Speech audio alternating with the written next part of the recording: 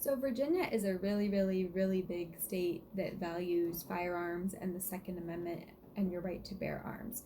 What you need to know is that come July 1st, there's some law changes that have gone into effect. Number one, we have a red flag statute now.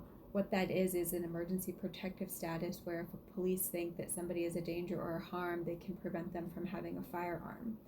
Also, if you're involved with a protective order hearing and a protective order is granted against you, you have 24 hours to either surrender the weapon to law enforcement or show proof that you have sold the firearms to a arms dealer. You cannot hold on to the weapons anymore. You only have 24 hours to complete that, or you're going to be in trouble with the courts and can face sanctions with the courts for failing to do so. There's also some other laws that have gone into place. They have upped the penalties for not locking up your firearms and giving access to children who may be in your home or visiting, or that you're babysitting and things of that nature. So you need to make sure that you have secured your firearms properly. They've expanded the background checks for everybody to make sure that you're properly suited to have a firearm. They've also made it illegal to stockpile weapons, meaning you're limited to one per month.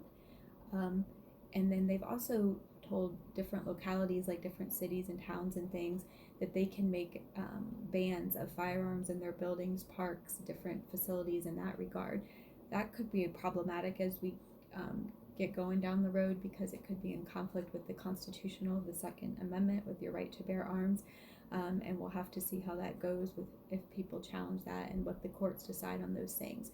Just know that there's a lot of different firearms laws going into effect, and you should really be aware of it.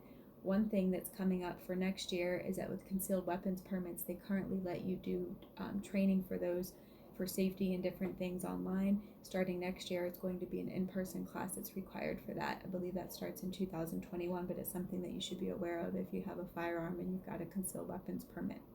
If you have any questions, please let us know. We don't want to see you get charged with something that you don't need to be. And come July 1st, these laws are going to be going into effect. They've already been signed off on by the governor. So stay safe out there, make sure you're obeying the law, and remember, FAIR is always there if you're getting into trouble. Have a good one, everyone.